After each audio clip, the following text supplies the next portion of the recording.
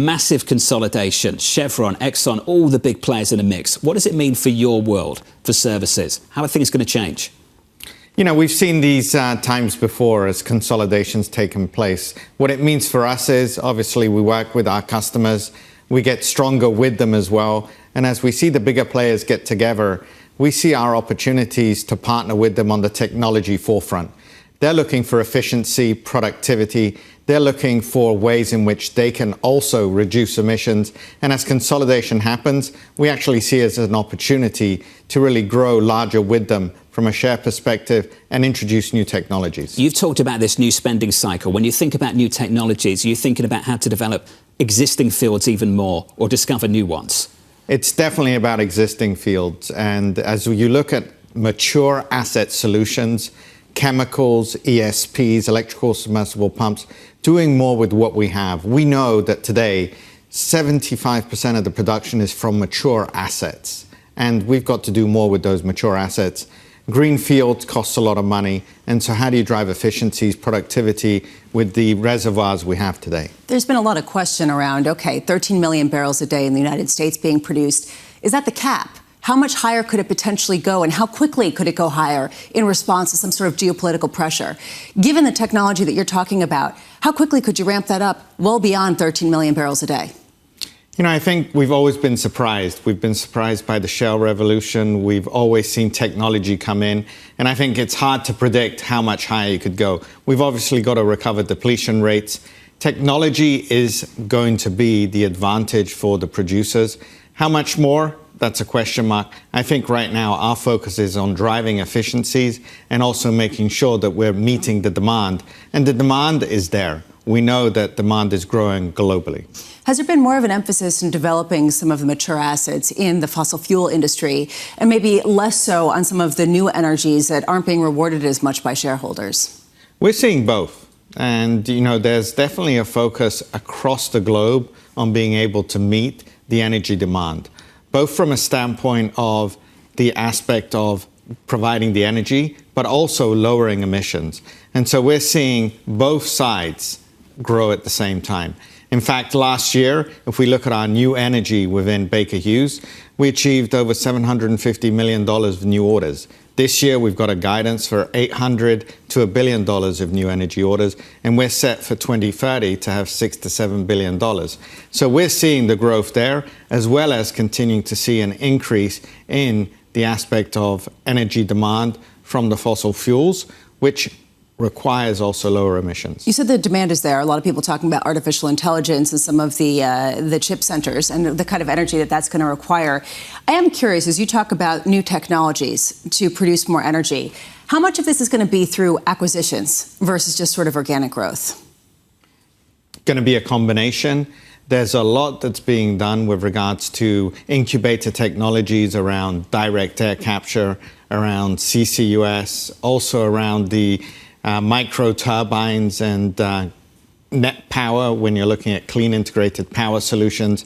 We have a partnership with Net Power, which again is the oxycombustion process, which allows us to provide 300 megawatts of clean integrated power, which is a great solution. So I think it's going to be a combination of both. I know one thing is for sure. We're going to need a lot of technology, a lot of investment, and it's going to be both inorganic as well as organic development. There's a lot of consolidation in the industry, but when Baker Hughes comes up, people talk about potentially speculation that you would actually split into two. Is that something you think about as you reorganize the business? No, we've often looked at it, and we actually have a clear strategy with regards to sustainable energy development and helping our customers. And as we look across our two segments, oilfield services and equipment, industrial energy technology, they really go hand in hand with enabling our customers to being able to improve their efficiency, drive incremental production, and lower emissions. And as we look at increasing energy demand, you need both sides of the house. And I look at a kingdom such as Saudi Arabia, and being in the Middle East last week, they're growing their gas infrastructure. So we're there with regards to our oil field services, being able to help them with the gas reservoirs. But we're there also with the industrial energy technology, with the master gas system, being able to help them with the development of that pipeline network, being able to help them with the power generation. And so, hand in hand, Baker Hughes provides a portfolio that actually provides the full suite. So better together for now. Yes. I know you have a lot to say as well on LNG and the boom we've seen from LNG. What do you make of this administration putting a pause on permits, given the fact that it basically had a promise to Europe that it would be a supplier? You know, we're disappointed. We're disappointed with the decision. Obviously, the administration has to make its decisions as it does. And we think that global demand for LNG is still strong and robust. We think that by 2030, there needs to be an installed capacity of 800 million tons per annum. And we believe that's going to be coming. And it's either going to be international projects or it's going to be US projects that take place. We're still seeing a lot of activity. You've seen the announcements being made in Qatar. You've seen announcements being made by ADNOC with investments they're making also in Mozambique. So projects are moving forward, and we hope the administration releases the pause and moves forward. There's a lot of natural gas within the United States. There's a lot of good projects, and we think it's an opportunity to be able to, again, provide energy security to the world. Do you think some of the aspirations to move away from fossil fuels are realistic? What do you say back to some government officials? I think you need to be pragmatic, and again, you need a sustainable energy development. There is no doubt that you need to move towards energy abundance as well as lower emissions. And you need to do it in a way that is affordable, secure, and sustainable. And so you need to marry a roadmap that introduces an aspect of, let's stop talking about the fuel types, let's focus on emissions, abating, reducing emissions. And I think that's the discussions that we're having, and that's where we're focused on the solutions around CCUS, carbon capture, utilization, storage, direct air capture, geothermal, hydrogen. That's why we're looking at natural gas as being not just a transition, but a destination fuel. LNG, because it's available today. So let's have a pragmatic, sustainable energy development discussion, and let's go towards lower emissions. Elisa alluded to this. She talked about AI. We talk about NVIDIA every single day. Their stock has had a phenomenal run. The energy demands of some of this are going to be absolutely massive. Have you and the team put some numbers on it? What are the additional energy demands over the next few years going to be from some of these major tech firms?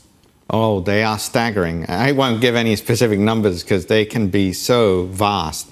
But you look at some of the numbers that you get out there, for example, cryptocurrencies. Today, you know, cryptocurrencies use as much energy as the country of Poland.